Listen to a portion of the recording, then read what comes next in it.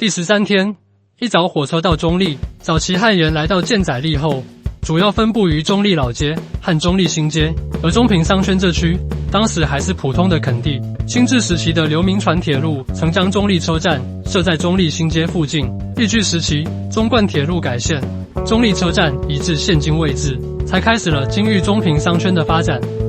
桃园铁路地下化计划会消除20个平交道、8座高架桥及8座车行地下道。铁路地下化工程动土典礼暨临时前站2024年6月16日启用，中立新站预计2031年亮相。1976年，中立人刘世清、梁双云为与桃园客运竞争而创立皇宫客运。1980年代，皇宫客运经营状况不佳，由新竹客运入股，并更名中立客运。民国97年，中央东路总站裁撤，中立客运南站改为中立总站。中立警察局日式宿舍群于108年9月开放民众命名票选定名为丽景町，建于1941年。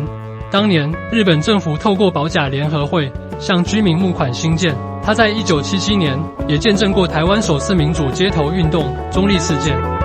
汉沿于清初入垦，有分区守望防卫的东、西、南、北市各庄，其中西市位于长鹿寮与望鹿寮之间。日后人口渐多，治安转好，取名保护平安的意思，改称安平镇。素有一民军传统的客家族群，战力强劲。在1895乙未战争中，先民胡家猷在瓦窑湖一带起义，日军从中立攻打安平镇伙房，2度被义军击退，后因水井被日军摧毁，不得已撤退至龙潭皮。北部各地义军后来推举胡家猷为总指挥，决定于除夕联合进攻台北城。但由于日军防御坚固且援军抵达，义军围城最终失败。胡家猷见无力回天，便潜回广东老家。1920年12月卒。来买我爱吃的早餐。家家饭团老板知道我是徒步环岛后，加送我一杯红茶。天气有点凉，但此时内心很温暖。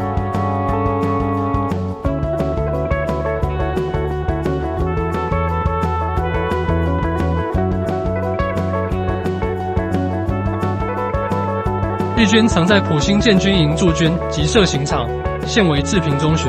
军营后由国军接收驻防部队，再改建为三龙新村。当地客家耆老表示，从日军到国军，居民少有到军营附近活动，皆愿这是一块不祥之地。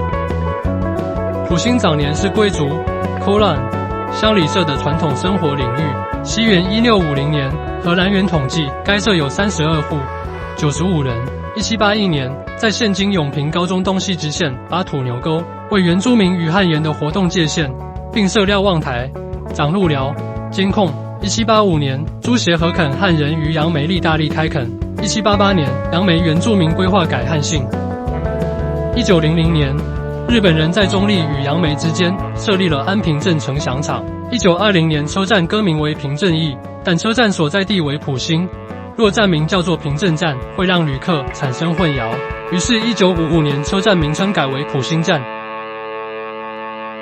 埔兴这一带的旧地名是草皮，早年客家人在此设立皮塘，以灌溉农田，造成土地湿软，杂草丛生，故得名。目前埔兴的派出所及土地地号仍以草坡为名。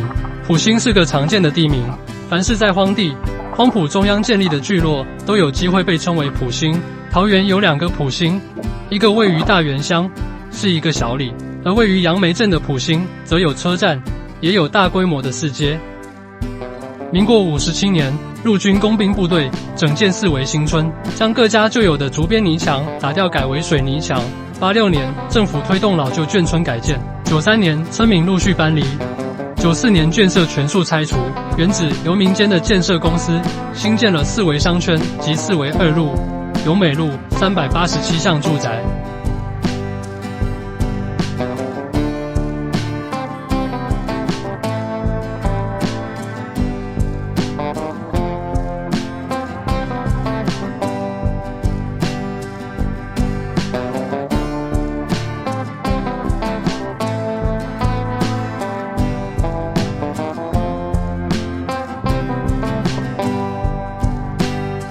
这时下了雨，我换上蓝色的防水外套。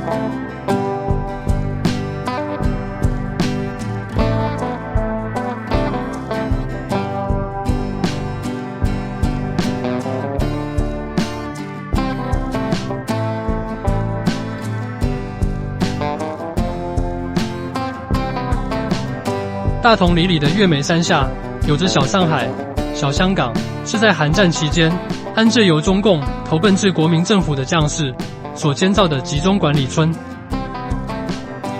今天穿的鞋子让小拇指外侧摩擦到了。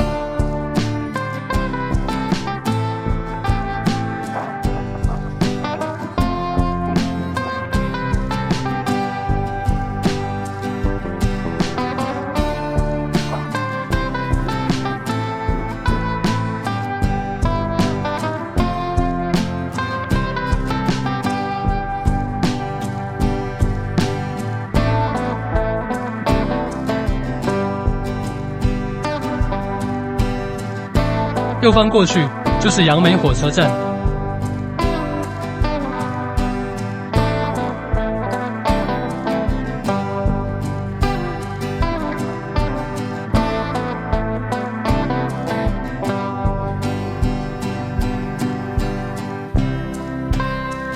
1712年，古达光等人沿着社子溪一带进行开垦。1785年，朱协和派出郑大谟、黄彦礼两人为田守，大谟街即是为纪念郑大谟而命名。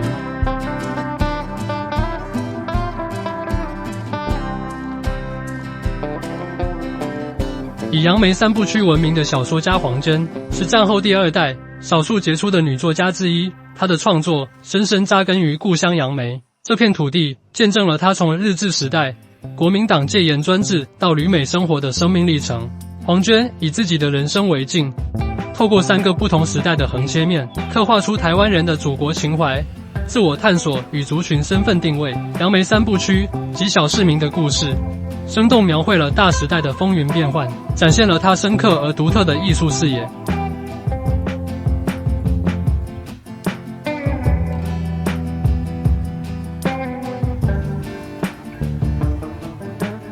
社子溪是杨梅人的生命之河，此溪全长24公里，流贯杨梅、新吴两乡镇。其称社子，指的是两乡镇之交的一个村落。因沿溪原是凯达格兰原住民的番社之地。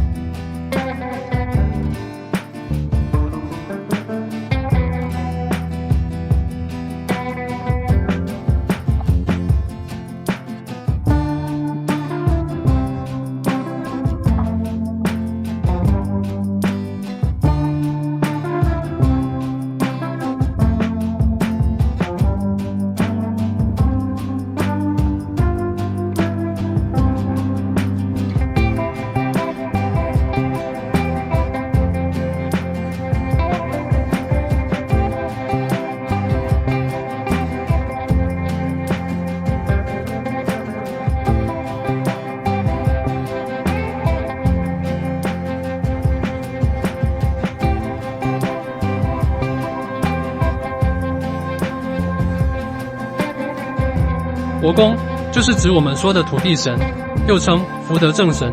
来台开垦的先祖们经历颠沛流离，在拓垦的过程也遭遇许多困境，为寻求心灵寄，祈求守护乡土，庇佑子民。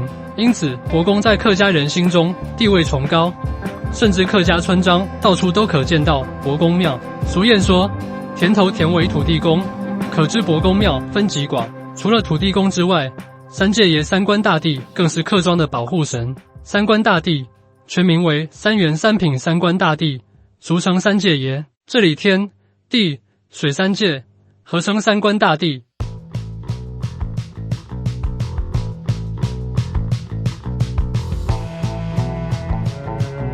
清朝同治年间，客家人开始进入到杨梅地区开垦荒地时，因为连续几年遭遇旱灾，种植的农作物几乎无法收成，于是从新竹红毛港附近的中山员工恭迎圣驾三官大帝前来，并虔诚向三官大帝祈求降雨。果然天降甘霖，滋养大地。三官大帝令其初到长冈岭地区时，香火来自先民拓垦时所带三官炉，奉祀于执年炉主家中。1862年，由周边区域等7庄住民共同集资，再由四湖乡绅刘千贵捐地，名为上四湖三官庙。日本时代，三官庙曾遭毁坏，导致碑文书籍览无存。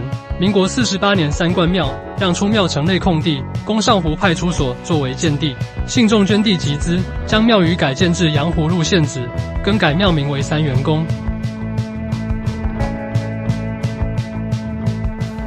上湖里及三湖里地区是杨梅里在清朝最早有人开垦的地区，但是由于缺乏水源，在当时无法形成长久居住的聚落。现在主要为农业区，分布着许多的埤塘及农田，没有接到商业区，是杨梅主要的稻米产区。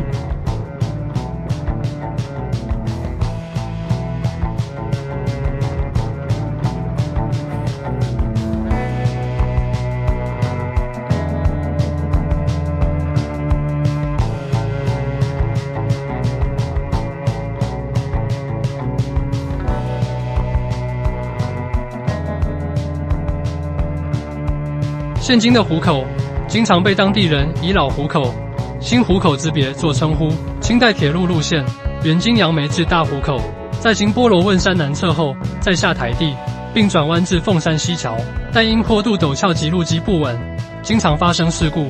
为改善安全，豫方当局决定实施铁路改道。随着新驿站的设置及市区改正计划推动下，湖口的政经中心则逐渐由原大湖口转移到新湖口车站。望不见湖泊的湖口，就成大湖口，源于大窝口。彼时，新竹地区的客家人惯称山间小型盆地或山凹为窝。大窝口因为在南窝、杨喜窝、奋基窝三座小盆地出口处而得名。湖口庄甲新村分为甲乙、丙、丁四村，目前仅保存乙村。知名作家艾雅小时候已曾居住于此，曾出版湖口相片部一书。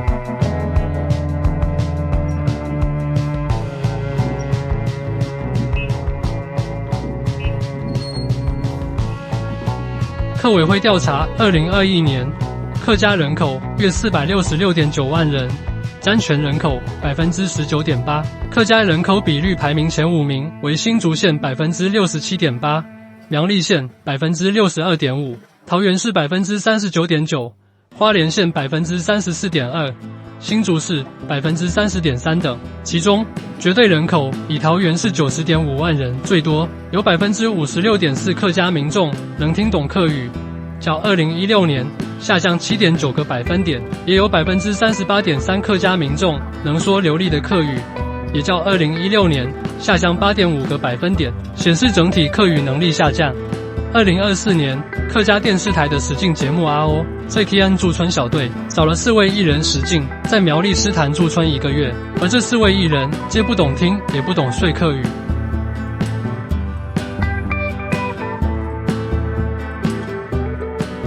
老五咸州老板王正义曾是蛙人，但在退伍后因生活不顺遂，走上了赌场高利贷酒店的偏路，直到一次严重车祸，无法行动的日子里，妻子不离不弃的陪伴，让他终于醒悟。他开了一家咸粥店，店内的虱目鱼粥和卤肉饭深受欢迎，特别是卤肉饭搭配半熟双黄蛋，戳破蛋黄后，蛋液与卤汁完美融合。老板送我1碗辣椒鸡汤，勉励徒步环岛的我。以上就是第13天中立到湖口。